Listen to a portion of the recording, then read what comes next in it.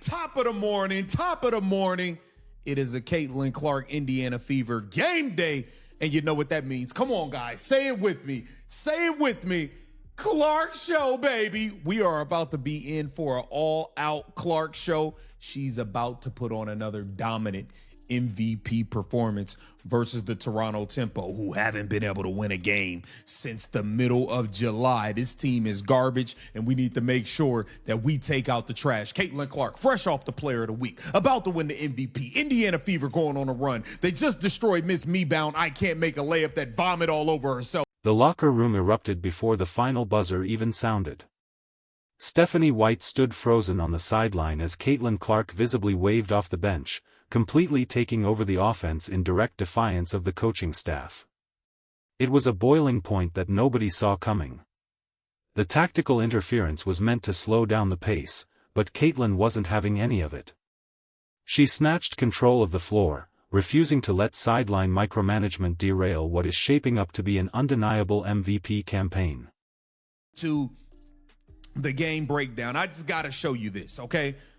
We don't need to play games with this team, okay? We need to get them out of the way. They have lost 1, 2, 3, 4, 5, 6. Hold on, let me show it to you. 1, 2, 3, 4, 5, 6, 7, 8, 9, 10 straight games. They've lost 10 straight games. They have not won a game since July 12th. We are almost in September. This team is hot garbage, and you need to make sure you make them look like the hot garbage that they truly are. Don't let this team hang around. The friction had been mounting behind closed doors for weeks, but it spilled over during crunch time against Atlanta. Instead of letting the hottest player in basketball dictate terms, White drew up play after play specifically designed to ice out her superstar. Fans in the arena watched in disbelief as Caitlin was turned into a decoy in the fourth quarter. It was an unnatural scheme that nearly handed a win to an undermanned opponent and signaled a glaring disconnect at the top. It's the number one key to this game. Stephanie White, don't overthink it. Don't overthink it. Don't come in here trying to change it up. Don't come in here trying to throw a curveball. Don't throw the fastball straight down the middle because they can't hit it because we throw it at about 200 miles per hour. And the fastball is Caitlin Clark having a ball in her hands, being that master, being that maestro, making things happen, reading and reacting, doing what she do. That is the number one and number two keys to victory in this game. Stephanie White, not overthinking it. Get out of the way on the offensive end. When we're on offense, zip it. Just zip it. Insiders revealed that the bench instructions were completely out of touch with the reality on the hardwood. Caitlin Clark is riding an unprecedented wave, posting 26 points, 10 assists, and 4 boards over her last 4 outings. Yet the coaching staff attempted to force-feed isolated scoring records rather than riding the generational playmaker, forcing touches while the MVP favorite stands waiting on the perimeter was an absolute recipe for disaster that almost cost them everything. It's happened, reading and reacting, doing what she do. That is the number one and number two keys to victory in this game. Stephanie White, not overthinking it. Get out of the way on the offensive end. When we're on offense, zip it. Just zip it and be quiet. Number two, have the ball in Caitlin Clark's hands. Let her be the playmaker. Let her be the decision maker. We want her being aggressive, getting downhill, getting to that mid-range, getting to that logo three. She's unstoppable. She's playing like the MVP. She's fresh off a Player of the Week. Last 4 games, the girl's averaging 26, 10, and 4 rebounds. She's unstoppable. She's unstoppable. The decision-making looked eerily similar to the infamous stat-padding blunders seen elsewhere around the league this season. Sacrificing team chemistry and dynamic transition basketball just to get secondary scores 20 points a night is unacceptable at this level. You cannot manufacture milestones in garbage time when playoff positioning is on the line. Caitlin's game is built on pure organic dominance, and bending an offense to artificial benchmarks completely insults her basketball brilliance. That is the second key. The third key is, I understand Kelsey Mitchell is a big-time scorer. I understand she has a streak going. I think she needs one more to tie or break some record. I don't know. We can't be the Chicago Sky during Angel Reese's rookie year where we are willing to sacrifice games to make sure she gets 20 points. Some of the decision making by Stephanie White in the fourth quarter versus the Atlanta Dream, Caitlin Clark wasn't involved at all. We went Kelsey Mitchell, Kelsey Mitchell, Kelsey Mitchell, Kelsey Mitchell, Kelsey Mitchell, Kelsey Mitchell, because she had 18 points and we were trying to force her to get 20. It needs to happen organically. When the game entered overtime against Atlanta, Caitlin took matters into her own hands. She abandoned the conservative sets called from the sideline and pushed the tempo at 200 miles per hour. That explosive push proved to everyone watching that this roster only functions when Caitlin is the sole maestro. Every time the bench tries to pull the reins, the rhythm crumbles, exposing the massive tactical gap between the coaching clipboard and the hardwood. Points. It can't be about that, okay? That's going to be the third most important thing. The fourth thing is we have to make layups. Aaliyah Boston, you have been not as bad as Angel Reese because she's the worst of the worst kind. That girl's trash. But you've been probably the second worst layup maker I've been watching. I mean, you should watch a Michaela Timpson demonstration video as she stepped in the starting lineup and showed you how to convert majority of your layups, even though she blew that beautiful behind the back pass from Caitlin Clark. But for the most part, Michaela Timpson has been finishing her layups. Aaliyah Boston, you need to finish your layups. Now heading into Toronto, the stakes could not possibly be higher for this squad. The Toronto Tempo are currently spiraling in an absolute 10-game losing streak, failing to secure a single victory since the middle of July. On paper, this is supposed to be a routine blowout where the starters sit comfortably for the final 7 minutes. But when sideline tension threatens to interfere with execution, even an unranked basement team suddenly becomes a dangerous trap game.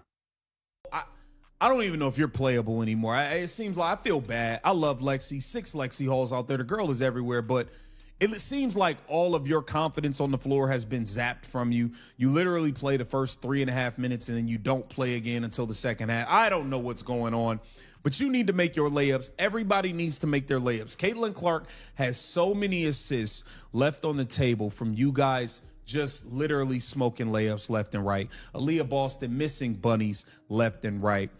Be professionals and make your layups, okay? Let's not make a mockery of women's basketball, okay? And the last thing is going to be this. The blueprint to blowout victories is remarkably simple, yet the staff continuously tries to throw unnecessary curveballs. There is zero reason to overcomplicate the game plan when you have the most lethal shooter and passer on the planet. Throwing the fastball straight down the pipe means giving Caitlin the rock, clearing the lane, and letting her read and react. When the offense operates without micromanagement, no defense in the world can survive the onslaught. Mockery of women's basketball, okay? And the last thing is going to be this. This team doesn't have enough to keep up with you on the offensive end unless you allow Marina Mabrey to catch fire and get crazy hot. If she gets crazy hot, anything can happen because this girl can get hot and fill it up with the best of them. Okay, we watched her go for 53. I've watched her get 40. I watched her have multiple 35, 33-point games. The girl can absolutely fill up the box score with points if you allow her to. Okay, you got to make her work defensively, put her in defensive actions, get her on Kelsey Mitchell, get her on Caitlin Clark. You got to wear. Despite minor back issues showing up on the injury report, Caitlin has made it crystal clear that she will not sit back and watch. She is playing through bumps and bruises precisely because her historic momentum demands total presence on the court. Missing time or accepting diminished minutes right now would give critics an excuse to chip away at her MVP frontrunner status, and Caitlin flatly refuses to leave any doubt on the table. The real danger in Toronto lies with Marina Mabrey, a proven killer who has previously dropped 53 points in a single night. If the defensive rotations are sloppy and the defensive scheme allows her to get hot, an easy contest turns into an all-out shootout. The coaching staff must blitz the ball out of Mabrey's hands early and force Toronto's secondary role players to beat them from the perimeter. Across 40 minutes, wearing down Toronto's lone scoring threat requires immediate offensive aggression right from the opening tip. Caitlin must hunt mismatches, attack downhill, and pull up from the logo to put immense pressure on Toronto's backcourt. When the Fever push the pace instantly, opponents are forced to sprint backward, draining their legs and ruining their offensive rhythm before they even get into half-court sets. Yet, Caitlin's record-breaking assist numbers are being actively sabotaged by horrific finishing around the rim. Point-blank bunnies are being smoked on a nightly basis by starting front-court players who look completely rattled under the bright lights. Aaliyah Boston has struggled mightily converting easy drop-offs right beneath the iron, wasting breathtaking passes that should be effortless highlight reel conversions. The drop-off and interior execution has sparked intense frustration among fans and analysts alike. While Caitlin delivers pinpoint dimes through the tightest windows imaginable, easy layups are clanging off the back of the iron. You cannot leave 10 to 12 easy assists on the cutting room floor every single game and expect to contend for a title. Being a professional means finishing high-percentage looks created by your floor general. Lexi Hull's sudden disappearance on the court has created another major puzzle that points right back to sideline mismanagement. She sprinted through the first few minutes with relentless hustle, only to be banished to the bench until late in the second half. This erratic substitution pattern has clearly zapped the confidence out of key role players, disrupting team flow and leaving Caitlin stranded with cold lineups during critical stretches. Meanwhile, the contrast in rookie development across the league highlights just how special Caitlin really is. While other high-profile rookies around the association are turning in embarrassing shooting splits and missing routine putbacks, Caitlin is dominating veteran squads. The gap in skill, court vision, and basketball IQ is wider than ever, making any internal resistance to her offensive leadership completely inexcusable. The numbers tell an undeniable story that no front office or coaching staff can distort. Caitlin is fresh off another Player of the Week honor, leading a team that just dismantled 3 straight playoff contenders in thrilling fashion. Her deep logo threes and cross-court passes have transformed the entire league's television ratings and competitive landscape. Denying her full control of the floor is essentially choosing defeat. Insiders close to the team suggest that the tension between aggressive pace and conservative play calling is reaching a critical breaking point. Caitlin thrives on rapid decision-making in transition, where defensive communication instantly breaks down. Forcing the squad into sluggish half-court sets only plays into the hands of inferior defensive teams looking to muck up the game and slow down the scoreboard. The message from the locker room leader to the coaching staff is simple: zip it on the offensive end and get out of the way. When your primary ball handler has the highest basketball IQ in the gym, sideline overthinking only creates hesitation on the floor.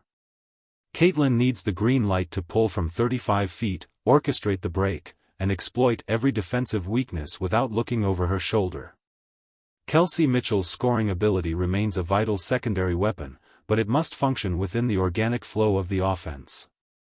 Forcing 20-point quotas at the expense of ball movement creates stagnant possessions and predictable outcomes. When Caitlin commands the defense's full attention with deep gravity, Mitchell will naturally get wide-open driving lanes and uncontested catch-and-shoot looks. Toronto's defense ranks near the absolute bottom of the league, presenting the ultimate opportunity to set a franchise scoring statement. With 10 consecutive defeats hanging over Toronto's heads, an early double-digit blitz in the first quarter will completely break their spirit. This is the moment to establish absolute dominance, lock in the road victory, and pull the starters before the closing minutes of the game. The MVP narrative is being written in real time, and every single quarter counts toward legacy-defining moments. Any attempt to dilute Caitlin's statistical brilliance or minimize her usage rate directly impacts history. Great players throughout basketball lore have always clashed with rigid coaching schemes when greatness demanded freedom, and Caitlin is following that exact legendary blueprint. Role players like McKenna Simpson have shown that running hard to the rim and simply finishing Caitlin's dimes leads to instant success. The formula isn't complicated: run your lane, keep your hands up, and expect the pass even when you think you are covered. Caitlin sees passing angles before they even develop, turning ordinary offensive possessions into instant highlight reels. The Fever have built real momentum with 3 consecutive statement wins against top-tier postseason competition. They cannot afford an embarrassing trap game against a 10-loss squad due to sideline egos or disjointed offensive philosophies. The blueprint for championship contention has been proven over and over, and it requires total trust in the superstar wearing number 22. Caitlin Clark has taken the keys to the franchise, and there is no turning back now. Stephanie White and the coaching staff must recognize that greatness cannot be micromanaged from a whiteboard.